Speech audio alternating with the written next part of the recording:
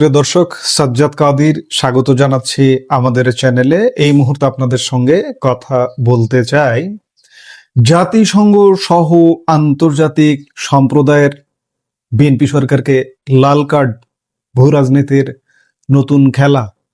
দর্শক, আপনার কাছে কোনো তথ্য উপাত্তের কোনো প্রয়োজন নেই।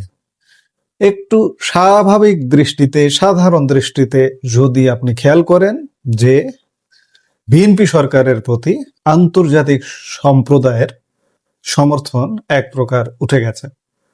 শুধু তাই নয়, যে আন্তর্জাতিক প্রেক্ষাপটে আওয়ামী লীগ সরকারের পতন হয়েছিল, ইউনূসকে এখানে ক্ষমতায় বসানো হয়েছিল, সেই ইউনূসের ওপরও কোনো ধরনের কোনো সমর্থন নেই। সাম্প্রতিক ঘটনা প্রবাহ তাই বলে। আবার অনেকে বলবেন যে না, এই তো পরিস্থিতি পরিবর্তন হতে হতে আবার দেখছি উল্টো দিকে ঘুরছে, নানা অসম্ভব ঘটনা ঘটছে। একটা কথা মনে রাখবেন, ষড়যন্ত্রকারীরা জানে যে আমার মৃত্যু নিকটে, দুদিন পরে আমি মারা যাব, দুদিন আগেও আপনাকে মারতে চাইবে। একটি উদাহরণ দিলে এই প্রশ্নের উত্তর আপনি পেয়ে যাবেন। 1971 সালের কথা মনে করুন। ষড়যন্ত্রকারীরা, আমাদের বিরুদ্ধ শক্তিরা, পাকিস্তানি পক্ষ, এদেশীয় রাজাকার, স্বাধীনতা বিরোধী শক্তি জানতো যে খুব শীঘ্রই বাংলাদেশ স্বাধীন হয়ে যাবে। আপনারা দেখেছেন যে স্বাধীন হয়েছে। 16 ডিসেম্বর বাংলাদেশ স্বাধীন হয়েছে।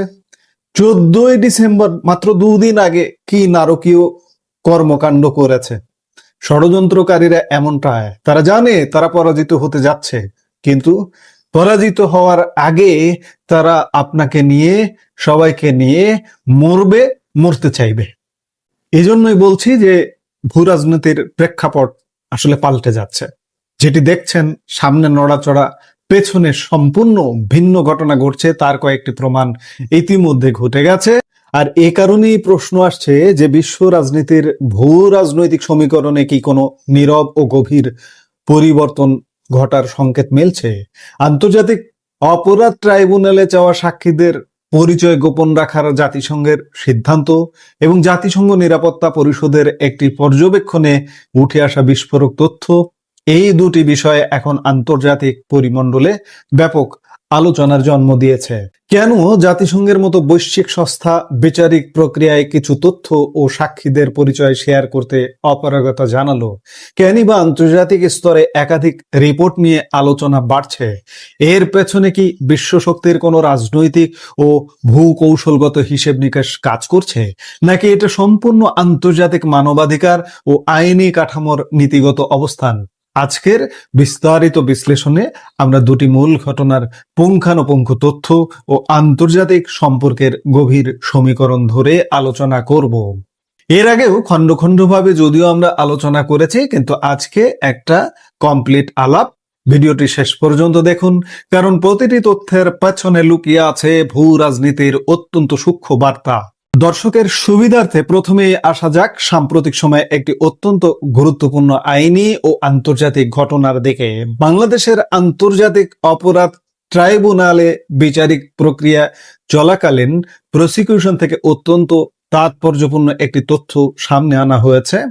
ডেইলি স্টারে প্রকাশিত প্রতিবেদন অনুযায়ী আন্তর্জাতিক অপরাধ ট্রাইব্যুনালের প্রসিকিউটর গাজী মনোয়ার হোসেন তামিম আদালতকে আনুষ্ঠানিকভাবে জানান যে 2024 সালের জুলাই অভ্যুত্থান, তারা অভ্যুত্থান বলে, আমরা অভ্যুত্থান বলি না, আমরা এটিকে ষড়যন্ত্র বলি, সেই ষড়যন্ত্রের সময় ঘটে যাওয়া মানবাধিকার লঙ্ঘনের ঘটনা নিয়ে জাতিসংঘের ফ্যাক্ট ফাইন্ডিং রিপোর্টে যেসব প্রত্যক্ষদর্শী সাক্ষ্য ব্যবহার করা হয়েছিল তাদের পরিচয় ট্রাইব্যুনালের কাছে প্রকাশ করতে অস্বীকৃতি জানিয়েছে জাতিসংঘ। এখন প্রশ্ন ওঠে, জাতিসংঘ কেন এই তথ্য শেয়ার করেনি? প্রসিকিউশনের বক্তব্য অনুযায়ী জাতিসংঘ মানবাধিকার হাই কমিশনের কার্যালয় জানিয়েছে তাদের এই অবস্থানের মূল কারণ বাংলাদেশের 1973 সালের আন্তর্জাতিক অপরাধ ট্রাইব্যুনাল আইনে বিদ্যমান মৃত্যুদণ্ড বা ক্যাপিটাল পানিশমেন্টের বিধান।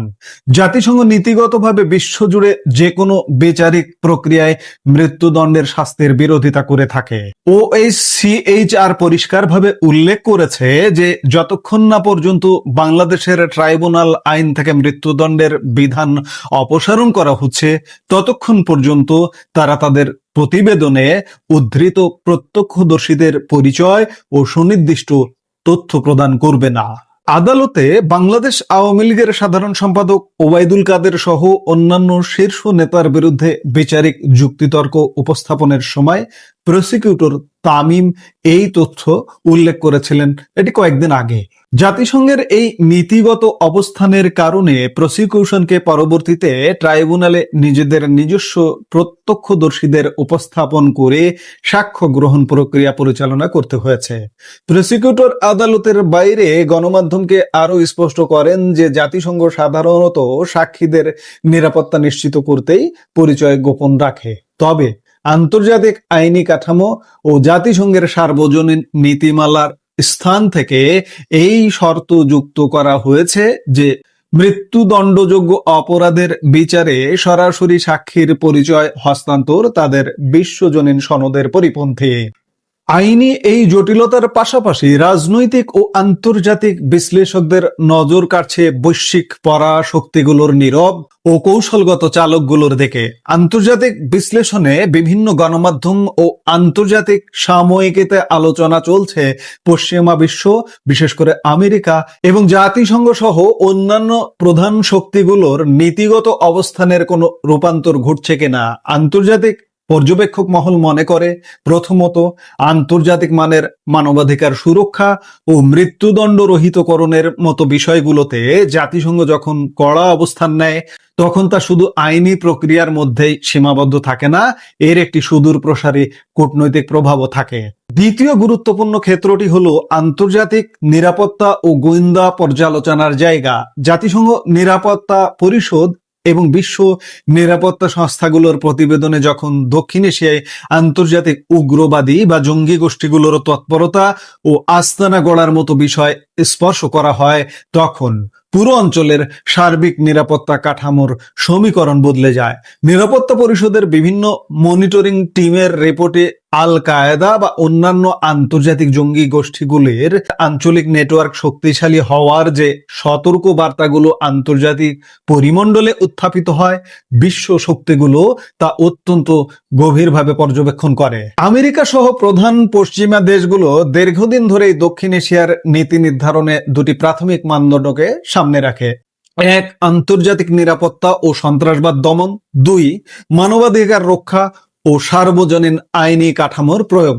যখন আন্তর্জাতিক আইনি বিচারে জাতিসংঘের আইনি বাধা সৃষ্টি হয় বা আঞ্চলিক নিরাপত্তার বিষয়ে আন্তর্জাতিক রিপোর্টে বিভিন্ন ঝুঁকি চিহ্নিত করা হয়, তখন তা কেবল অভ্যন্তরীণ রাজনীতির বিষয় থাকে না, বরং এটি আন্তর্জাতিক কূটনৈতিক সমর্থনের ক্ষেত্রে একটি সংবেদনশীল বার্তা তৈরি করে। বাংলাদেশ ও ভারতের দর্শকদের জন্য এই ঘটনার প্রভাব বোঝা অত্যন্ত জরুরি। প্রথমত, ভারতের দৃষ্টিকোণ থেকে নয়াদিল্লি সর্বদা তার প্রতিবেশে কৌশলগত স্থিতিশীলতা ও নিরাপত্তার বিষয়ে অত্যন্ত সচেতন। দক্ষিণ এশিয়া অঞ্চলের সীমান্ত নিরাপত্তা ও আন্তর্জাতিক উগ্রবাদের যে কোনো ধরনের উত্থান ভারত অত্যন্ত গুরুত্বের সাথে দেখে। জাতিসংঘ বা আন্তর্জাতিক নিরাপত্তা সংস্থার রিপোর্টে যখন আঞ্চলিক নিরাপত্তার ঝুঁকি কিংবা উগ্রবাদী শক্তির তৎপরতার কথা উঠে আসে, তখন ভারতের নীতি নির্ধারকদের কৌশলগত চিন্তায় সেটি বড় একটি ফ্যাক্টর হয়ে দাঁড়ায়। দ্বিতীয়ত, বাংলাদেশের আন্তর্জাতিক অবস্থান। আন্তর্জাতিক অপরাধ ট্রাইব্যুনালে জাতিসংঘের সরাসরি সহযোগিতা না পাওয়া এবং আইনি বাধ্যবাধকতার কারণে জাতিসংঘের তথ্য না পাওয়া প্রসিকিউশনের জন্য যেমন একটি চ্যালেঞ্জ, তেমনি এটি আন্তর্জাতিক গ্রহণযোগ্যতার উপরও একটি মনস্তাত্ত্বিক প্রভাব ফেলে। বিশ্ব সম্প্রদায় এবং আমেরিকা কি তবে সরাসরি কোনো দূরত্ব বজায় রাখছে, নাকি এটি আন্তর্জাতিক নীতির একটি কঠোর প্রাতিষ্ঠানিক রূপ? বিশ্লেষকরা বলছেন বিশ্ব শক্তিগুলো কখনোই হুট করে সম্পর্ক ছিন্ন করে না, বরং তারা আন্তর্জাতিক আইনি নিয়ম, জাতিসংঘ সনদ এবং নিরাপত্তার মানদণ্ডকে হাতিয়ার করে নিজেদের নীতিগত ও কৌশলগত অবস্থান স্পষ্ট করে। জাতিসংঘের এই ধরনের কড়া আইনি শর্ত প্রয়োগ এবং আন্তর্জাতিক গোয়েন্দা দলগুলোর নিরাপত্তা পর্যালোচনা মূলত এটি ইঙ্গিত করে যে বৈশ্বিক পরাশক্তিগুলো দক্ষিণ এশিয়ার পরিস্থিতি পর্যবেক্ষণ করার ক্ষেত্রে আন্তর্জাতিক নিয়ম ও নিরাপত্তার বিষয়টিকে শীর্ষে রাখছে। তাহলে পুরো সমীকরণটি শেষ পর্যন্ত কি দাঁড়াচ্ছে? একদিকে বাংলাদেশের আন্তর্জাতিক অপরাধ ট্রাইব্যুনালে মৃত্যুদণ্ডের আইনি ধারা না সরানো পর্যন্ত জাতিসংঘের সরাসরি প্রত্যক্ষদর্শীদের তথ্য না দেওয়ার নীতিগত অবস্থান, অন্যদিকে বৈশ্বিক নিরাপত্তার প্রেক্ষাপটে জাতিসংঘের নিরাপত্তা পরিষদের রিপোর্ট কেন্দ্রিক ভূ রাজনৈতিক পর্যবেক্ষণ, সব মিলিয়ে বাংলাদেশ ও পুরো অঞ্চলের ভবিষ্যৎ কূটনৈতিক ও আইনি চালচিত্রের ওপর যে সুদূর প্রসারী প্রভাব পড়তে যাচ্ছে এ বিষয়ে কোনো সন্দেহ নেই। এর ফলে বিএনপি সরকার, যাদের উপর এক প্রকার প্রচ্ছন্ন সমর্থন ছিল বলে বলা হয় বিশ্ব শক্তির, এবং পূর্ববর্তী ইউনূস সরকারের ধারাবাহিক সরকার বিএনপি সরকার, ইউনূসেরই একটা জাস্ট ইউনূসের যে লোকগুলো ছিল পরিষদে সেগুলো পাল্টে বিএনপি দলীয় রাজনৈতিক লোকজন এখন বসেছে এবং দেশ চালাচ্ছে। বিশ্ব শক্তি এখান থেকে পিছে সরে গেছে নানা কারণে। এই পিছে সরাটা শেষ পর্যন্ত এই সরকারকে কোথায় নিয়ে দাঁড় করায় সেটি এখন দেখার বিষয়। আমরা নিশ্চয়ই দেখব। এই মুহূর্তের ভিডিও থেকে বিদায় নিতে চাইছি।